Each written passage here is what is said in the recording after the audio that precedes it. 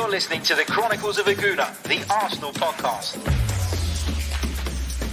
I'm Martin Tyler, and you're listening to Harry Symeou.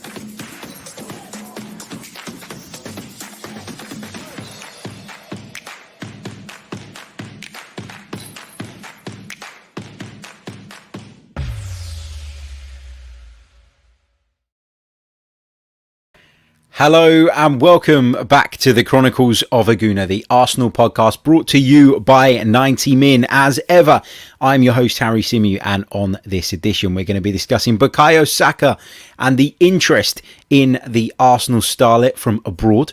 We're going to be talking a little bit about Alexis Sanchez's situation at Inter and whether or not he's somebody that you'd consider taking back. We're also going to be taking your questions and thoughts from the live chat box as well. And so, as always, there is plenty to get through. Make sure, if you haven't done so already, you are subscribed to the channel. Make sure you give the video a like if you haven't done so already, as we'd love to see you guys help support the channel and take things up to a new level. Apologies for our live viewers that I am just a couple of minutes late.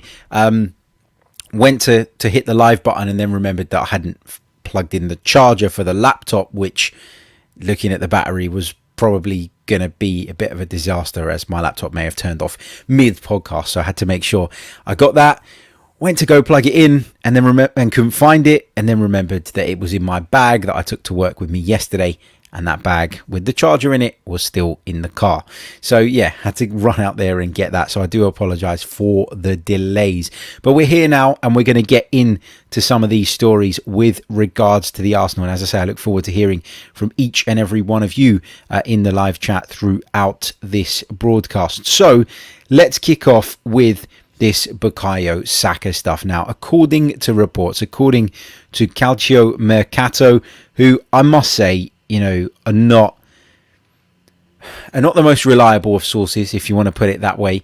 They are saying that Bukayo Saka is somebody that Arsenal would consider cashing in on for a fee of 50 million euros. That's the very least that Arsenal want, according to the report. That translates to around about 43 million pounds.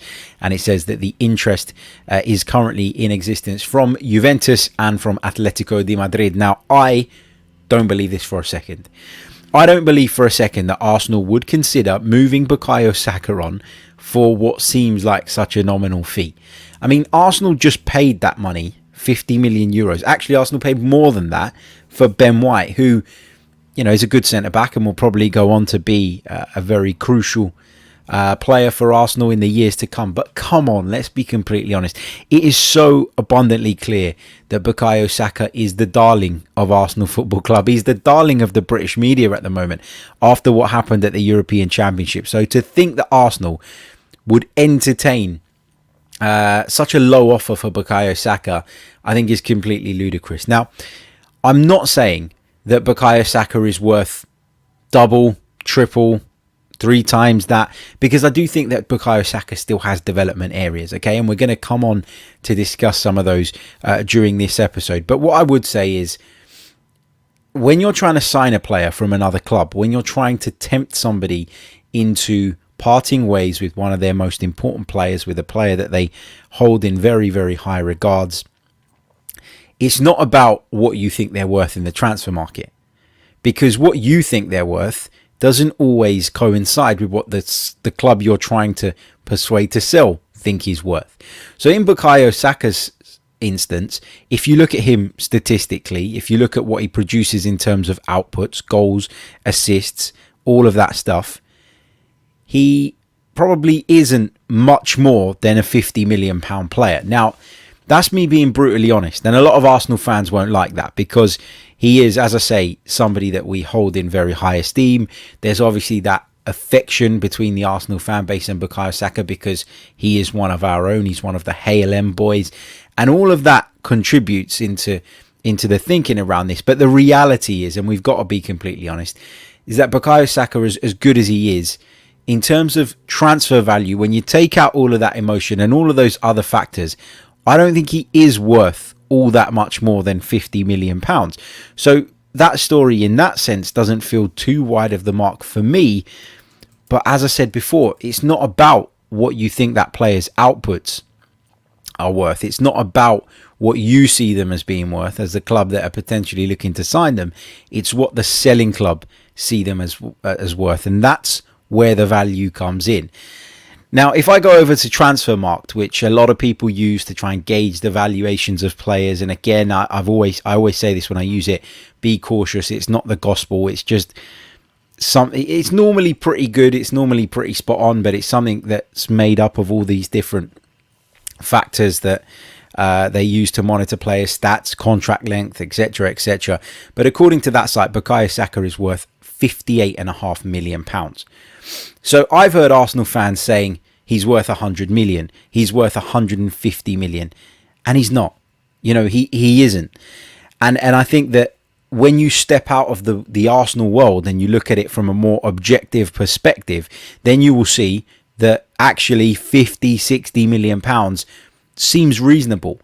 Now, I say that because as much as he's burst onto the scene, performed admirably, shown a great attitude, stepped up for England, took a penalty in the European Championship finals, and has really made progress in his career in the last 2-3 seasons, actually the outputs at the moment are not quite where they need to be. And I want to evidence that with statistics, because I've talked a lot about it in recent days. Is Bukayo Saka and Emil Smith-Rowe, the pair of them as a combined, are they at the level whereby they can take Arsenal to the next stage of their development right now, today, by themselves? And the answer to that is no.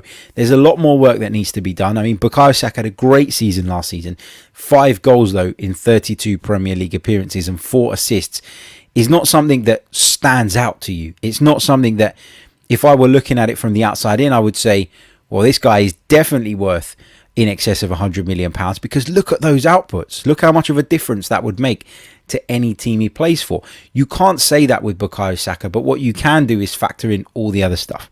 The fact that he loves Arsenal, the fact that he was brought up at Arsenal, the fact that he is someone we see as a future leader, the fact that he is at this point, at such an early stage in his career, the fact that he's just signed a new contract. All of those things within the walls of the Emirates Stadium and London Colney make him a far more valuable asset in our eyes. But actually, when you look at what he actually produces, I don't think 50 million is too far off the mark. Now, for what it's worth, I don't think those reports are accurate. Juventus, credited with an interest, couldn't even stump up the cash this summer to get Manuel Locatelli in. They had to do a sort of a very specific deal with Sassuolo to make that happen, which involves them paying the fee further down the line. Atletico Madrid, another club who financially aren't in the best spot at the moment. Not, Spanish football and Italian football in general aren't, because of the COVID pandemic. It's had a massive impact. So I don't believe that this interest is necessarily genuine. But I guess the reason I talked a lot about Bukayo Saka's value is because I've seen some real crazy shouts from Arsenal fans on social media in response to this story, whereby they valued the player at a crazy amount of money that to me just seems completely wild. I mean, will he go on to be £100 million player one day? Perhaps he will, but I'd definitely make the point and definitely argue right now, today, Bukayo Saka is not at that level yet. He may get there, and fingers crossed he does. And if he does, then it's a very different conversation that we could be having further down the line. But as of today, Bukayo Saka is not worth that much money. But despite what he's worth and what he's not worth, and regardless of that, I don't believe that this interest from Atletico Madrid and Juventus is genuine. And I also don't believe Arsenal have any intention of even considering a sale. So where this report from Calcio Mercato says that Arsenal want at least 50 million euros, it kind of suggests or insinuates that if that money was to come across the table, then Arsenal would accept it, or at least consider accepting it. And for me, that is just not true. We've heard so much about the long-term vision of the club, about the direction of travel in which we are headed, and about how key it is that we build this core, we get these guys together, we keep them together, and we move forward as a football club together. So to think that we would just say, well, 50 million euros, I'll have a bit of that for Bakayo Saka. Just feels a little bit far-fetched to me. So it's Classio. Almost a Classio. It's classic Calcio Mercato in terms of the reliability around the rumour. I'm not, a big fan of theirs in terms of what they report. I think that a lot of the time they're well off the mark. So I'd be wary of it. But I just wanted to have that little discussion at the start of the show about what he is worth, and distinguish between what he is worth to us as Arsenal Football Club and as Arsenal fans, and what somebody outside of the walls of the Emirates Stadium would perceive him to be worth. Because I think those are two very different things. And we've seen that with a lot of players over the years. Harry Kane, prime example, this summer. According to Tottenham, they wanted according to reports, Tottenham wanted £150 million for him, and Manchester City didn't want to pay it. To Tottenham losing somebody like Harry Kane, who scores X amount of goals year in, year out, and is often the difference between them achieving their objectives and not achieving their objectives, to them he's worth £150 million. But does he add enough to Manchester City to make them feel that he's worth £150 million? Well, the answer is no. And that's why, we're led to believe that deal didn't go through. You take into consideration the situation we had with Wilfred Zaha a few seasons ago, when Unai Emery was at the helm. He was desperate to bring Wilfred Zaha to the Emirates Stadium. And of course, our valuation of the player, looking from the outside in comparison to Crystal Palace's valuation, were miles apart. And that's another deal that didn't get done because the valuation of the selling club was much higher than what anybody was willing to pay. And I don't even blame the selling clubs when they take that stance, because, you could get X amount of money in for your star, but there's no guarantee the player you're then going to go and bring in to replace him is going to hit those heights, is going to hit that level.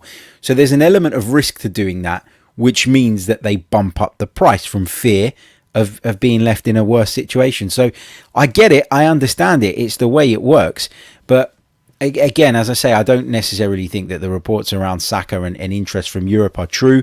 Clubs may be looking at him and admiring him, but I'll tell you this, he's not going anywhere right now. And that's the way it should be. But I just wanted to highlight that discrepancy between what we believe he's worth and what people outside of the club will see him as being worth, because I think that's very, very different. And I think often as football fans, we sometimes overlook that. And I wanted to make that point.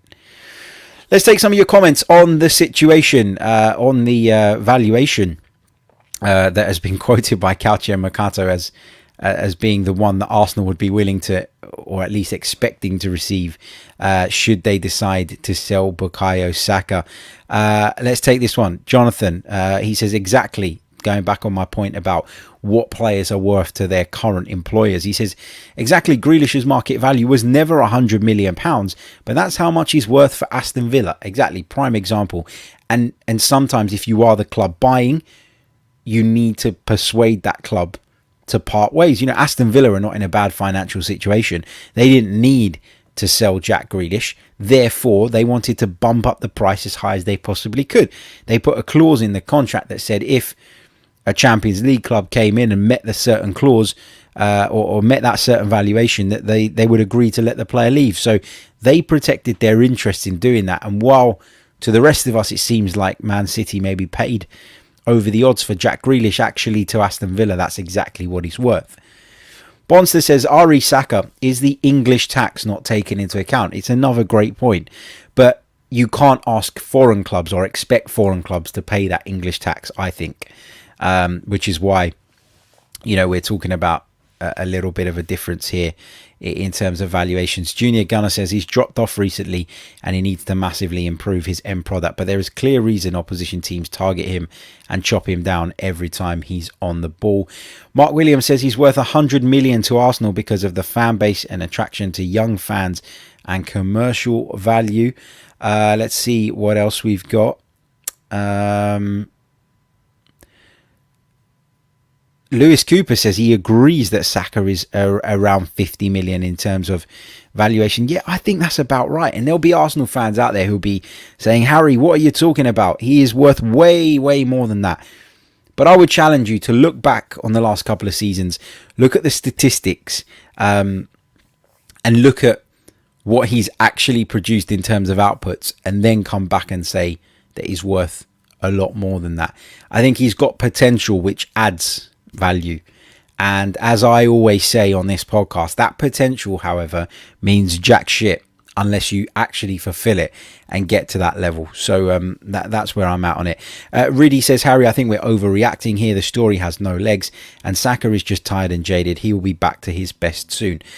Yeah, I'm sure he will return to his best form. And my valuation of Bukayo Saka now is not even based on his current form. It's based on what I've seen of him in an Arsenal shirt overall. I think there are some things that obviously add to that valuation that you could obviously put in terms of, attributes that he brings to the table that would see that increase. The fact that he's versatile, the fact that he's young, the fact that commercially in England right now he's hot property given his exploits with England in the summer. I think all of those things should be taken into consideration. But I just want to make it clear that my valuation of Bakayo Saka is based on what he's actually produced in an Arsenal shirt, rather than looking at him now and saying, well, he's out of form at the moment, therefore I'm going to slash half off of his price. What else have we got? Said Abdullah says, Harry, would you consider selling him if a crazy bid arrived? I think every footballer has a price. Every single one. And if somebody was to offer, for example, £100 million for Bukayo Saka, which I think is double what his true value is, if you take the Arsenal sunglasses off, I think I would consider that, yes.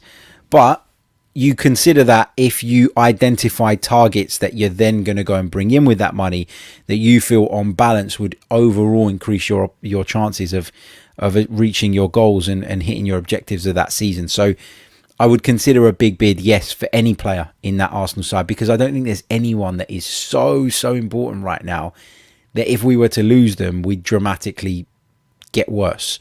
I think that there are a lot of good players in that squad, but none of them are necessarily the difference maker week in, week out. Like, for example, somebody like Robin Van Persie was, like Cesc Fabregas was, like Thierry Henry was, like, and the man I'm going to start talking about in a minute, Alexis Sanchez was.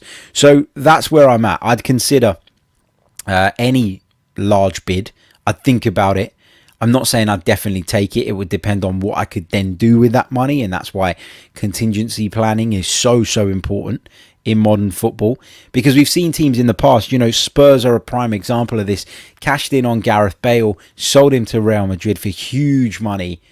And then they spent that money poorly, didn't they? They brought in a number of players.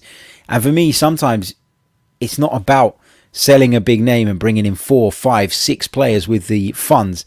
Sometimes it's about, looking at it and going, well, I could actually just bring in 1 or 2 players here that would be good enough to elevate my team to the next level. I think that's something that Arsene Wenger was very good at and didn't get enough credit for. If you look at the years we qualified for the Champions League with squads that were quite honestly average, you looked at that team and you still had those talismanic difference makers, the Alexis Sanchez's, the Samir Nasri's, the Mesut Ozil's at his peak. You had players there that even if the rest of the squad wasn't necessarily up to standard, they were good enough to drag you over the line more often than not. And I think now at Arsenal, we're looking at more of a collective. And I think the fact that we do lack a world-class player in the mould of someone like Sanchez at his Arsenal peak, for example, means that, we're not always going to get over the line when things aren't going well. We haven't got that man to turn to and say, well, come on, we're out of ideas here. It's not happening for us. You can make the difference. We just don't have that player right now. And I don't even think Bukayo Saka is that player. Love him, adore him, think he's fantastic. Think he'll go on to have a great career. But right now, just to round off on this Saka stuff, if you're asking me what his actual valuation is now from outside the Arsenal walls, £50 million sounds about right. Anything more than that is because we've added a load of premiums on things that a non-Arsenal fan probably wouldn't see as significant. So that's my take on that. But let's move on to Alexis Sanchez, because reports emerged from Italy yesterday that the Chilean is going to be allowed to leave Inter for free. Alexis Sanchez, fantastic player during his time at Arsenal. There's no doubt about it. And I guess the question that I want to ask you guys in the chat box is, given his current situation, given where he is at now, given where we are at now, would you take a gamble and try and bring Alexis Sanchez back to the club? Now, I don't think this is going to happen, okay? And we're speaking very hypothetically here, but it's an interesting debate because I've seen a mixed reaction to this on Twitter. There are Arsenal fans who would love to see Alexis Sanchez come back to Emirates Stadium, and there are others who were so disappointed and frustrated by the way he acted towards the end of his Arsenal tenure and Arsenal career that they don't want to see him back and are not interested.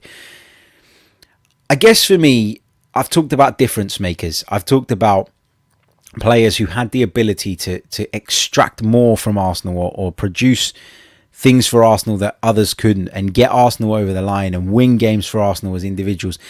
And I think when you think over the recent years and you think post-Emirates era, very few did that better than Alexis Sanchez, if anybody, because he was sublime. He was incredible. He brought a winning mentality. He brought an intensity, a doggedness, a desire to that front line, hard work. He pressed, he harried people.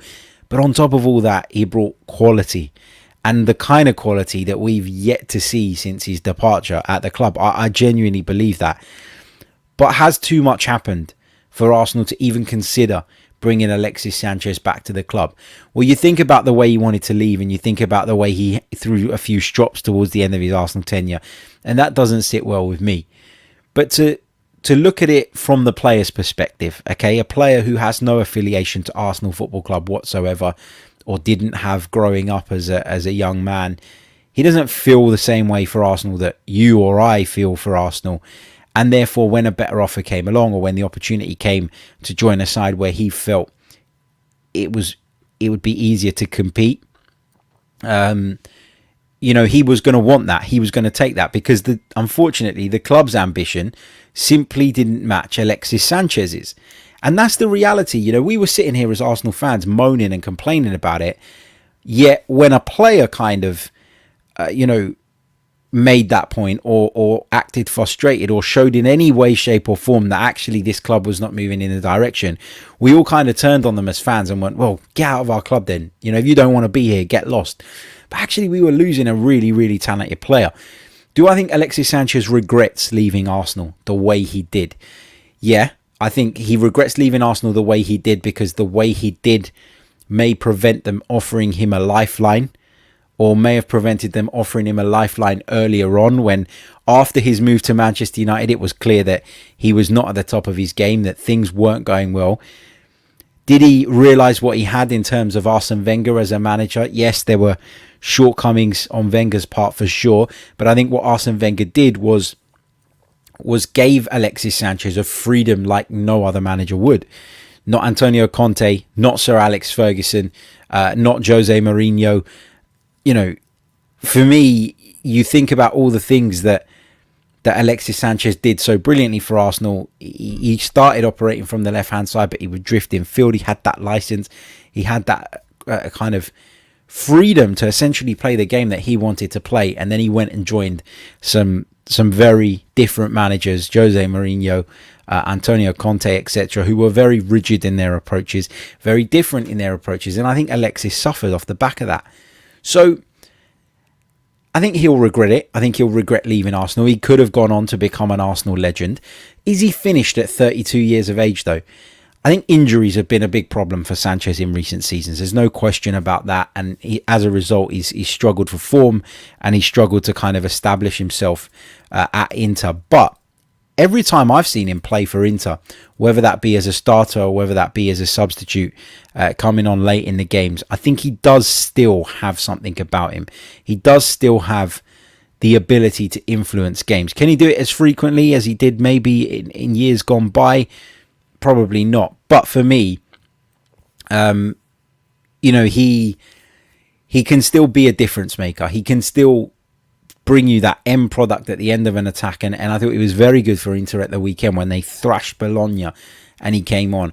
I think he brings you something and he can still offer you something. But my view on this is, while there is a temptation to look at our wingers, I've been talking about Saka, we've been talking about Smith Rowe, Pepe, who frustrates people from time to time. there is a temptation to look and go, you know what, Alexis Sanchez, you bring him back on a free transfer, you could do a lot worse. But this is about moving forward. Arsenal need to move forward as a football club. We talk time and time again about how important this youth project is, how key it is that Arsenal do take this approach of looking at the longer term, and maybe there's going to be some short-term pain in the process, but to do that, to sign someone like Alexis Sanchez on what would undoubtedly be a huge wage and probably include a big signing on fee because of the nature of his imminent departure from Inter, it just feels like first of all, it's a big financial investment, but obviously there are big risks when it comes to what the player would do in the Premier League now at this stage in his career. Is he still at that level? As good as he can still be in Italy, I think the Premier League is a very different animal. And so there is a temptation. I adored him when he was at the club. I lost a lot of respect for him with the way he acted at the end. But I got it as well because of where Arsenal were, because of what he wanted to go on and achieve. But I just, no is the conclusion. I feel like I keep trying to talk myself into it being a good idea, but then I always come back to the no. I always go around the circle and come back to the point that you probably shouldn't go back to an ex. And Alexis Sanchez, because of the way he left the club, I think it's a lot more difficult with him than it is with some of the other players that have left us. And I think there was, if you think back to Cesc Fabregas when he came back to the Premier League, obviously still had lots to offer as a player. Probably more than, definitely more than Sanchez still has to offer now at that point. But Arsenal were reluctant to take him back, and whether that was a mistake or not is kind of neither here nor there, because it didn't happen. And I think it didn't happen because there is a real reluctance to go back and bring players in, or to go back and turn to players again that once expressed their desire and desperation to leave that football club. I think there are instances like Cristiano Ronaldo, who is just the best player in the world, one of the best players in the world, and so to bring him back is a no-brainer. Everybody knew he wanted to go to Real Madrid. He was very respectful in the way he handled it all, and so that relationship between Ronaldo and Manchester United was still intact. But the one between Arsenal and Sanchez is frayed, and it's not something that you can just stitch back together. I think there was a big disappointment within the football club with regards to how Sanchez went about forcing his move away. And so I think the door is closed on Alexis Sanchez. But you look at our wide players, you look at our young players coming through, you could make the case that maybe he would block the development even further of somebody like Gabriel Martinelli, who's already kind of on the peripheries and needs more game time than he's currently getting. But I just feel like because of the way he left the club, and because there have been question marks about his form over the last couple of years, and taking into consideration what he'd command in terms of wages, signing on fees, etc., this is a no-go. No-go for me.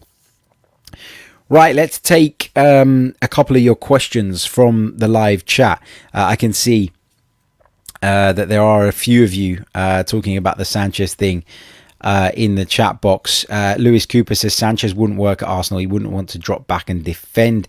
KAG says I'd rather they give Super Jack a contract than give one to Alexis. Joe says he has a winner's mentality and Arsenal didn't. That's why he left. Zeus says, but Sanchez is still better than any of our wide players. I don't disagree with that. Honestly, I've said it so many times over the last few days that we can all sit here and we can talk about Smith Rowe and Saka going on to be the greatest players or some of the greatest players this football club has ever had.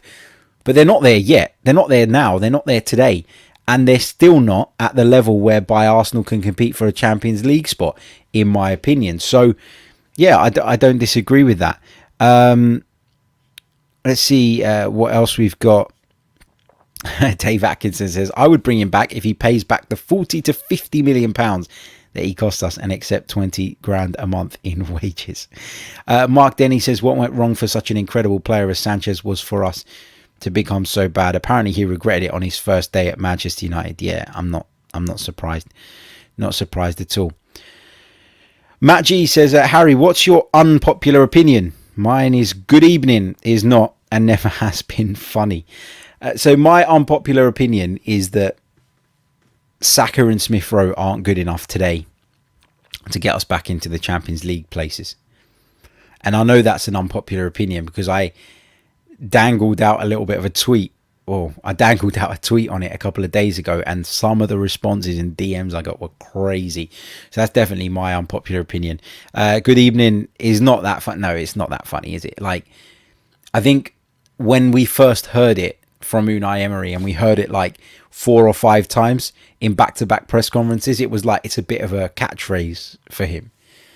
You know, like Arsene Wenger's catchphrase was always like, you know, if we are physically and mentally focused, like that was always something that I expected to hear from Arsene Wenger in his interviews or press conferences. And then he went through a phase towards the end of his Arsenal career when he used to say, look, at the beginning of every answer. And all of that is stuff we would talk about and make a bit of a laugh and a joke about, but actually it was in jest. And it was just a characteristic of how those guys talk. But with Unai Emery, it became a little bit of a joke. And then it went from being a joke to being something to take the piss out of him about. And I think it did cross the line. So, yeah, I didn't find it funny after a while, I got to admit. Let's take a couple of... there's another one from Arsene Wenger, I believe. Yep, perfect. Let's see what else we've got. Let's take this one from... Junior Gunner. Harry, if there was one player in their prime you could bring back Emirates era into our side, who would it be? Cesc Fabregas, man. Honestly, I thought he was one of the best midfield players in the world at the point that we let him go. Sanchez was great as well, let's be honest. But Cesc Fabregas was the one for me that I had a real affection with. And it really hurt me when he left. I missed Van Persie as well. That one hurt too, but the Fabregas one killed me, I've got to be honest. Let's see what else we've got. Harry, please do the Wenger voice at the start of every show. I believe that physically and mentally, if we are focused, yep, I've got to stop doing that. Anthony says that impression was bang on. There you go. You know what? I might make a little. Maybe I should do like an intro for the podcast with Arsene Wenger and see how many people clock on that it's not actually Arsene Wenger. Who knows? Right, let's take this final question from Jacobus, who says, Harry, do you think that we should either play Saka or Pepe on the right side and give the left-hand side to Emile Smith-Rowe and Martinelli with Odegaard in the middle? Yeah, I wouldn't be against that. I think that, look, I think there are going to be injuries. I think there are going to be dips in form. I think there are going to be times where tactically Mikel Arteta feels that certain players should play in certain fixtures because that's what our game plan entails.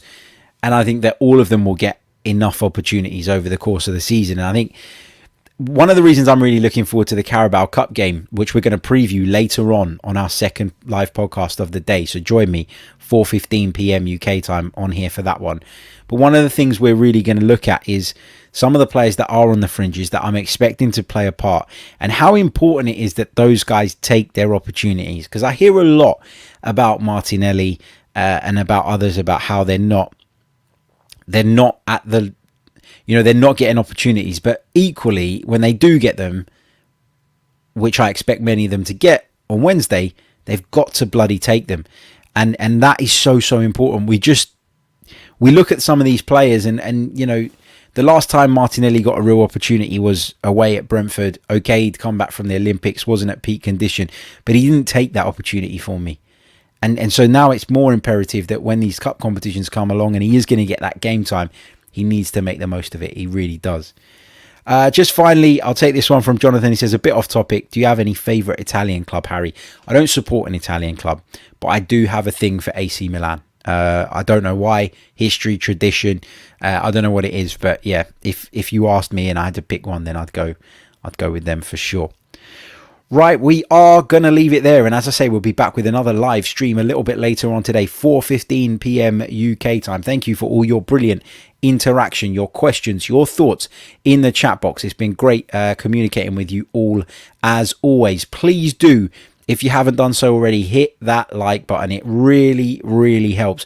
We've only got 60 likes on the board, but there's over 250 of you watching me live at this very moment. So if you could help me get that to 100 likes, I'd be so grateful. Hit the like button now. Hit the like button if you hate Tottenham. Get involved.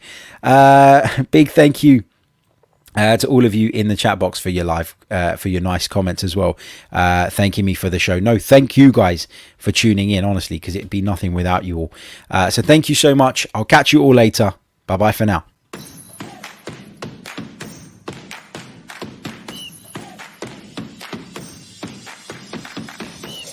You're listening to the Chronicles of a Gooner, the Arsenal podcast. I'm Martin Tyler, and you're listening to Harry Symeou.